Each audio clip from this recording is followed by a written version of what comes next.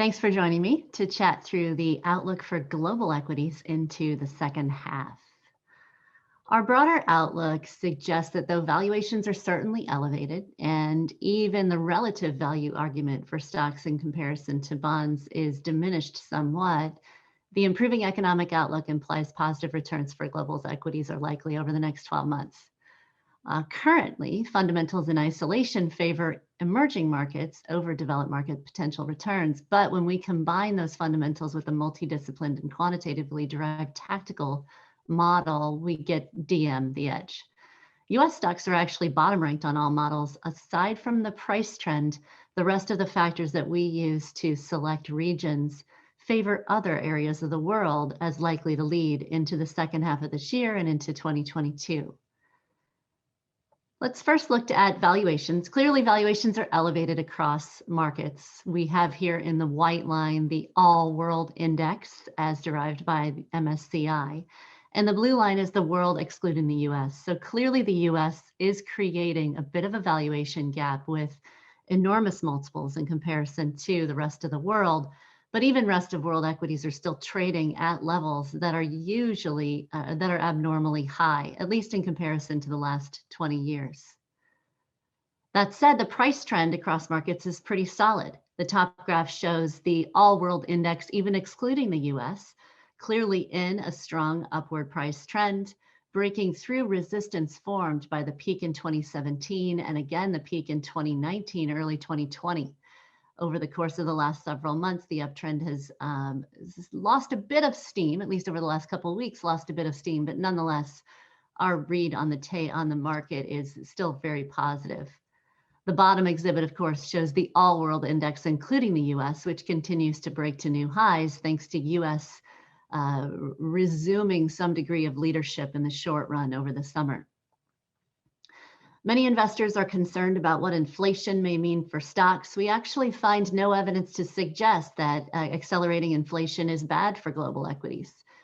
Regional equity markets definitely have divergent experiences in various inflation regimes, but global equities tend to do quite well.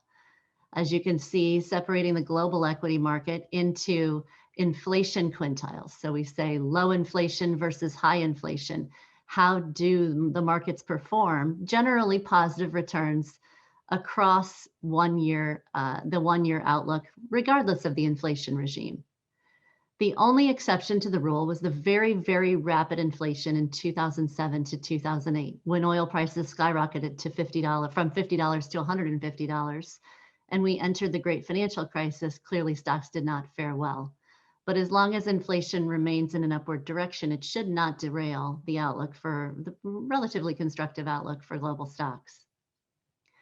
In terms of regional markets, developed markets certainly look stronger in terms of the price charts relative to emerging markets. You could see the emerging markets weakness that started to crop up really in about February of this year. Emerging markets have struggled to reestablish any sort of leadership.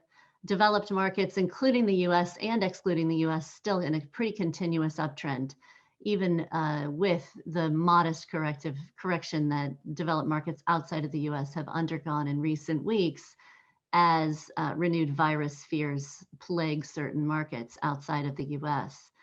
Nonetheless, generally a developed market over emerging market strength, at least in terms of the technicals. US stocks have recently broken out again beyond their former peaks in relative terms. We have both the Bloomberg US Large Cap Index in comparison to Bloomberg's World ex-US Large Cap Index in the top panel, and the MSCI's corresponding indices in the bottom panel. And you could see that no matter the index you use, US large cap stocks do appear to be breaking out relative to rest of world equities. Will it continue, and will this drive a renewed vigor for the US stock market relative to rest of the world, I think is a huge question for the second half. Our scorecard actually suggests that it will not, because price momentum is the only factor currently favoring US stocks.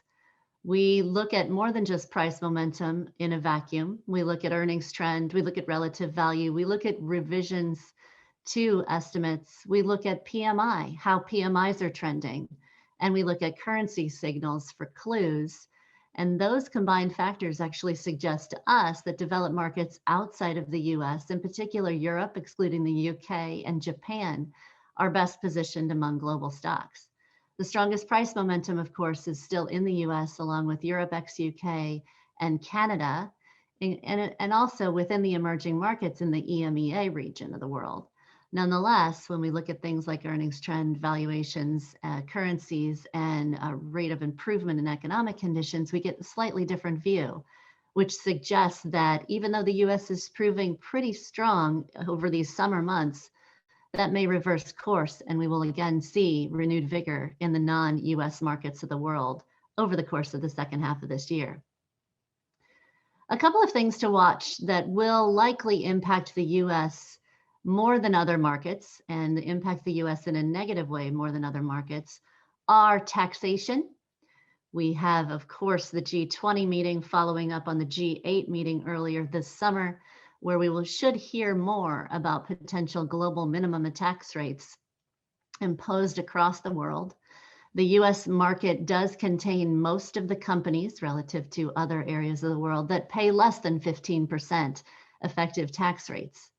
In particular, if we take the top 100 companies in the world by market cap, most of those are US companies, and many of those pay less than 15% effective taxes. So if we do have a 15% effective tax rate imposed, we would expect this to discriminately impact the US more than other regions of the world, fundamentally. The second thing to watch is inflation volatility. Over the course of the last several months, we've seen inflation accelerate. We expect that CPI will continue to remain very high in the United States and in North America over the course of the second half of this year. As commodity prices have already started to fall and bond rates started to rally again this summer, it does indicate that likely in 2022, some of this pressure will ease.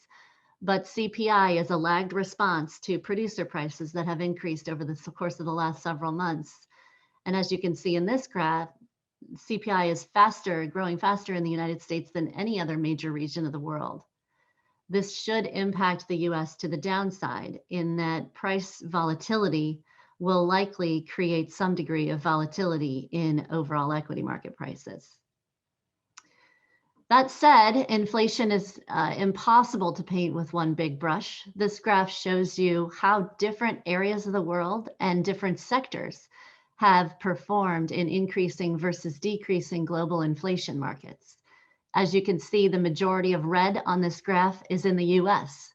The US does tend to be one of the most sensitive regions of the world to inflation. When inflation accelerates, in particular when US inflation accelerates, we do tend to see a relatively tumultuous environment emerge in the US.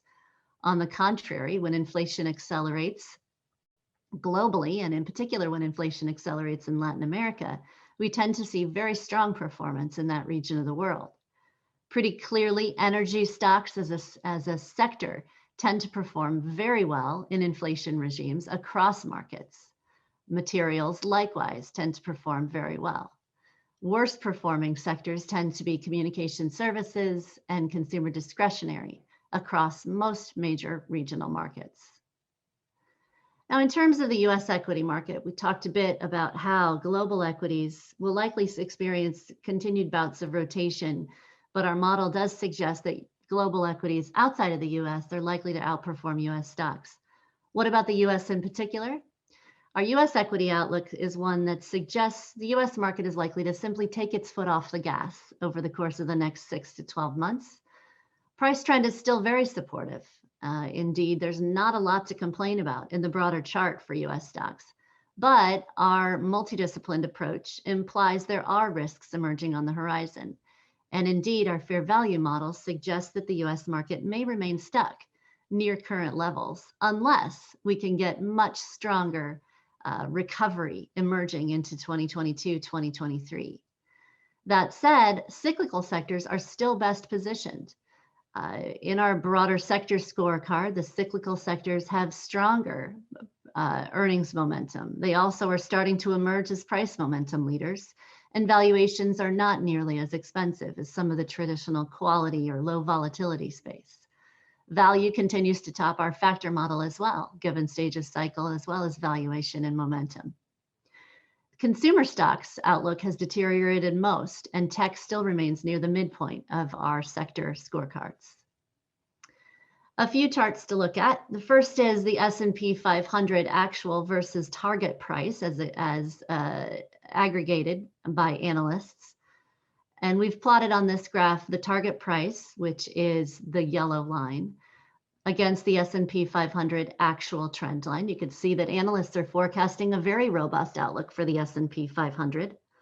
Our fair value model implies instead, though, that it's going to be very difficult for the S&P to reach the analyst target unless we can see material appreciation in earnings growth and a Fed that likely remains completely on hold over the next 12 months.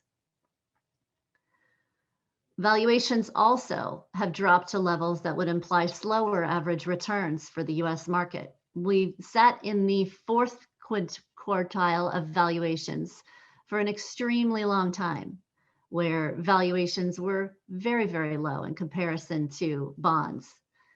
We are now in the third quartile of history. This implies a slightly slower pace of annualized returns should be expected over the medium term for the S&P 500. No complaints about the price chart. As you can see, prices have pushed beyond former peak levels. Even momentum has accelerated in recent weeks to confirm the price push higher. But there are some nagging signals beneath the surface that suggest that maybe the price trend is not quite as strong as it initially appears. The first is small caps, which have failed to confirm the new highs in large cap stocks. As you can see, small caps in absolute terms made their peak back in March and have since failed to recover to those peak levels. Likewise, relative to the large cap index, they've been trending lower and continue to make a series of lower lows. This environment is not particularly conducive to expect extraordinary returns for stocks going forward. Likewise, the equal weighted index of stocks on the S&P 500 appears to have sputtered in recent weeks relative to the large cap index itself, market cap weighted index itself. This is not unusual, as you could see in multiple points in past experience, the equal weighted index has sputtered. However, those sputters usually coincide with periods of time where broader market volatility starts to emerge. So we want to be on guard for a continuation of deteriorating breadth as one of the indicators to suggest the US equity market may not be on as sound a footing as the overall price trend may imply. Our market health checklist is a 15-factor checklist that we've developed to try to get a sense of major shifts in direction for the S&P 500. What we've seen over the course of this year is just a slow deterioration in the factors supporting growth. No major unfavorable triggers have been reached. However, more neutral signals have started to emerge in recent quarters. When we ran this checklist at the end of the first quarter, we had 3 neutral signals and the rest of the checklist was green. We just ran it again at the end of the second quarter. We now have 6 neutral signals and the rest of the checklist is green. I read this as a long-term confirmation that the uptrend is intact, but a signal that maybe we lose a bit of momentum in the short run. Again, the market simply takes its foot off the gas. A few of our favorite charts from the checklist. The first is the Investor Sentiment Index. As you can see, the State Street Investor Confidence Index has reached a level above 100 before every correction that we've experienced of the past 20 years. The only exception, of course, was 2020, when investor sentiment was not irrationally exuberant or overly bullish. We nonetheless did enter the pandemic-related corrective process. We're currently pressing around the 100 level, but not quite over the 100 level, suggesting that sentiment is not likely to be an impediment for stocks, but we certainly want to watch out for irrational exuberance emerging. Cyclicals tend to lead recovery in the S&P 500. We do find rare instances where fundamental trends do have an impact or an early lead on technical trends, and this is one of those. We like to watch for cyclical sector earnings growth in comparison to defensive sector earnings growth as a leading indicator of price weakness. Again, on this graph, we just see a slowdown in cyclical sector earnings growth relative to defensive sector earnings growth. No ominous trend direction is likely to emerge, trend shift is likely to emerge, but maybe a slowdown in the uptrend for stocks is most likely, considering the fact that cyclicals relative to defensive sector earnings growth is peaking as of the middle of 2021. Finally, and probably the biggest wild card in the outlook for stocks is the Fed. What we've experienced over the course of the last decade is one in which the S&P 500 does tend to have difficulty absorbing changes in Fed policy. We may have seen this hinted at with the middle of June weakness in the equity market. While it was short term and the Fed certainly did a great job of backpedaling on any concerns that had emerged in the market regarding their potential shift in monetary policy, over time, the balance sheet and the S&P 500 are very, very close friends. And when the balance sheet starts to deteriorate, so does the S&P 500. So we want to be very careful on the outlook. If the Fed starts to guide us to expect a normalization in balance sheet purchases, if they start to guide us to expect something less in terms of monetary policy infusion, it's likely the S&P 500 will at least sputter, if not correct. On the fundamentals, the other thing that I'm watching very closely is operating margins. Again, this is a fundamental trigger that has historically proven very prescient of S&P 500 turning points. When operating margin forecasts peak, it tends to lead to an ultimate peak in the equity market and some disruption amid the uptrend. Operating margins peaked in 2011, 2014, 2018, and 2019 before the equity market peaked. Once again, operating margins may be in the process of forming a peak, suggesting we should expect at least a more sideways equity market trend to emerge. We're also seeing operating margins impact the broader market in terms of specific stocks reacting to margin forecast changes. What we have here is the S&P 500, again, broken into quintiles based upon margin forecasts. So the companies with the biggest margin gain are quintile 5, and you can see that over the course of the last 2 months, the companies that are continuing to experience upward revision to operating margin forecasts are dramatically outperforming the rest of the index. Likewise, quintile 1 are the companies that have had the biggest margin drop. So analysts are reducing their forecast for margins over the next 12 months. These companies have experienced significantly worse performance over the course of the last 2 months. We are seeing S&P 500 companies trade on margins. And I think this is an important signal we want to pay attention to. Margin winners are most likely to win. Margin losers are most likely to lose. And the fact that we are seeing some margin volatility is likely to infuse a degree of price volatility that we haven't seen in quite some time. Finally, what do we do with sectors? This is our sector scorecard for the US large cap market. You can see we utilize price momentum and breadth. We also use a trend on earnings, revision breadth, and relative value categories to determine our sector scorecard. Cyclicals in the form of materials, industrials, financials, and energy all fall to the top of the scorecard. It's suggesting a relatively constructive outlook for stocks at large, but also suggesting that even after peak inflation, earnings trend and price momentum still remains pretty supportive of these segments. On the contrary, sectors at the bottom of the scorecard include consumer sensitive and defensive segments of the index.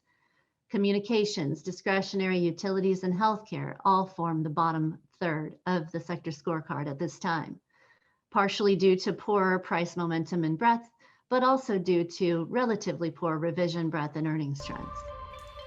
Hey guys, Dave Keller here with StockCharts.com. Thanks so much for watching our video. If you enjoyed it, and we hope you did, hit the like button right below. Also, we have so much new content every day. Consider subscribing to the channel. Just hit the subscribe button in the video or right below. Thanks for watching. Stay safe. Have a fantastic day.